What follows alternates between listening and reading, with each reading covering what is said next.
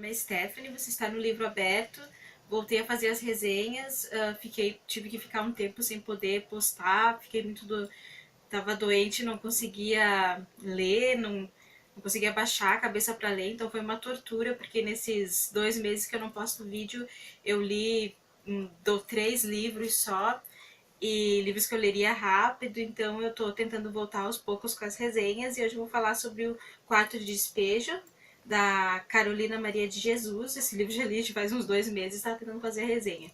Bom, vou falar um pouco sobre esse livro. Esse livro foi lançado, ele é o diário da Carolina Maria de Jesus, ele foi lançado em 1960, e ela conta aqui nesses diários a história dela quando ela, na favela do Canindé, que é uma favela que não existe mais hoje em São Paulo, é a Marginal Tietê. E é um livro muito interessante, tipo, mostra que ela é de Minas Gerais, ela foi nos anos 40 morar na favela com os filhos dela, ela tem 3 filhos, e ela, assim, ela é uma mulher, assim, mais... Ela não casou, ela tem filhos, assim, com os pais diferentes, ela tem o pai da filha dela mais nova, da Vera Eunice, que dá uma ajuda, mais minguada, ela tem outros 2 filhos mais velhos um pouco, que fala que mais ou menos a idade deles deve ter entre 9 e 10, o José Carlos e o João.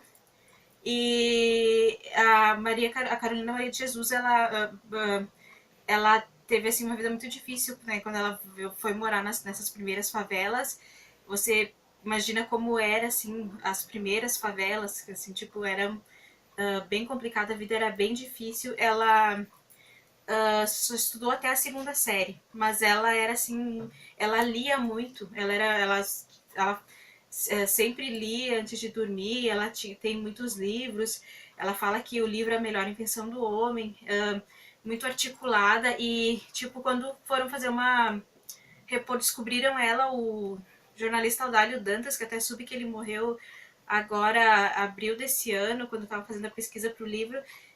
Ele descobriu que ia uma reportagem sobre as pessoas da favela, sobre o playground que tinham abrido na favela do Canindé, e ele descobriu que a melhor maneira de fazer essa reportagem era publicando assim o dia a dia de uma pessoa que morava lá, que escrevia. Ele descobriu a Carolina e ela escrevia os diários, e essa reportagem, né, acabou se tornando esse livro. E ele viu que ela tinha uma grande lucidez crítica, ela podia não ter estudo, tipo, mas assim, assim, tu vê, assim, tipo, eles deixaram, assim, erros de português, algumas coisas, assim, mas, assim, tu vê que ela sabe colocar as palavras, ela lê poesia, ela lê boa literatura, tipo, então tu sabe que ela consegue elucidar as coisas, ela tem bastante clareza, fala umas coisas bem poéticas também, e daí o Aldário Dantas, né, daí vem a virar um livro, e esse livro se esgotou na primeira semana, foi traduzido para 14 línguas, e ela lançou alguns outros livros também depois. Vou falar um pouco sobre o diário, sobre como era a vida dela na favela do Canindé, a vida dela com os filhos dela. A vida na favela não era nada fácil nos anos 50. Ela trabalha como catadora de papel, de ferro, para sobreviver, e a fome é sempre um espectro na vida deles, é sempre uma constante. Tipo, às vezes eles tinham uma refeição ao dia, ela ia no frigorífico pedir ossos para fazer uma sopinha minguada. Às vezes a única coisa que tinha, não tinha sapatos para os filhos. No dia do aniversário, às vezes do filho não tinha o que dar para comer. Mas ela tava sempre assim, tipo, o problema quando chovia, não tinha como ir catar papel, não tinha como trabalhar, então era muito deprimente.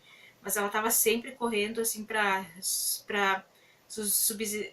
sustentar os filhos dela. Uh, tipo, ela ia no mercado, eles davam bolachas, coisas assim, mas é uma vida muito difícil, sempre, todo dia o problema era o pão mesmo de cada dia. E a vida na favela, tipo, tinha que todo dia de manhã buscar água, tipo, não tinha assim água encanada, era sempre uma vida bem difícil, assim, todas as pessoas ali passavam assim situações bem difíceis, assim.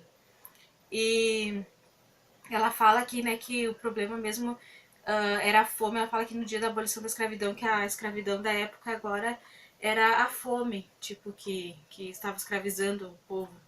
E ela fala bastante dos políticos, né, que na época apareciam na favela, faziam festinhas e depois ficavam totalmente indiferentes a eles, né? E esse livro, ela tem umas quebras de humor também, que ela fala das brigas, tem muito alcoolismo aqui, ela diz que ela não bebe, tipo, que as pessoas falam pra ela beber, pra ela esquecer os problemas, mas tem muitas quebras de humor também, como, tipo, quando brigas de vizinha tem bastante, as pessoas, os filhos dela, os vizinhos falam que os filhos dela incomodam demais e brigam por isso, e mas ela tem momentos bem assim pesados de que ela pensa até em se suicidar e convidar os filhos para se suicidar por não aguentar mais essa vida, mas depois ela pensa, não, eles são crianças, eles têm uma vida ainda, tipo, né, pela frente, não poderia fazer isso, né?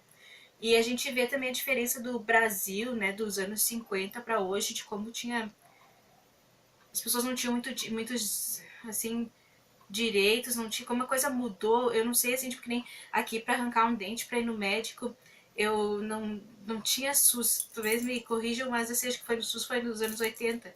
Então, tipo, as pessoas dependiam de casa de misericórdia, para arrancar um dente tinha que pagar, a pessoa tinha que chamar o médico, tipo, então era bem complicado, não tinha tantos direitos, não tinha assim um auxílio, sabe? O político só aparecia na época da eleição, assim, as coisas eram bem difíceis. Uh, então, uh, outra coisa também é ver o contexto histórico daquela época também em relação, assim, tipo, por exemplo, o Juscelino Kubitschek era presidente, o homem ainda não tinha ido na Lua e tava aquela expectativa, os russos tinham enviado a cachorrinha Laika para o espaço, tipo, é interessante ver, assim, como era o Brasil, como era a vida das pessoas e né, das pessoas que moravam nessas primeiras favelas. Bom, eu gostei bastante desse livro logo depois que eu terminei. Minha mãe leu ele também, gostou muito. Eu fiz uma resenha bem mais sucinta, porque eu já li ele faz um tempo, tava com mais coisas para falar, só que passou o tempo. Mas é um ótimo livro. Deixa eu ver. Ele tá sendo pedido em. Ele foi reeditado que ele tá sendo pedido em vestibulares. Tem umas imagens aqui. Tem umas imagens aqui nos desenhos e tal, assim. Mas, eu vou falar agora, tipo assim, desse meio tempo que depois que eu li um ótimo livro, todo mundo devia ler, né? Ver como era o Brasil, como é, e ver que algumas coisas realmente não mudaram. E também para aprender a ter mais empatia pelos outros também. Outra coisa aqui, nesse meio tempo eu li Feliz Ano Velho, que vai ser minha próxima resenha.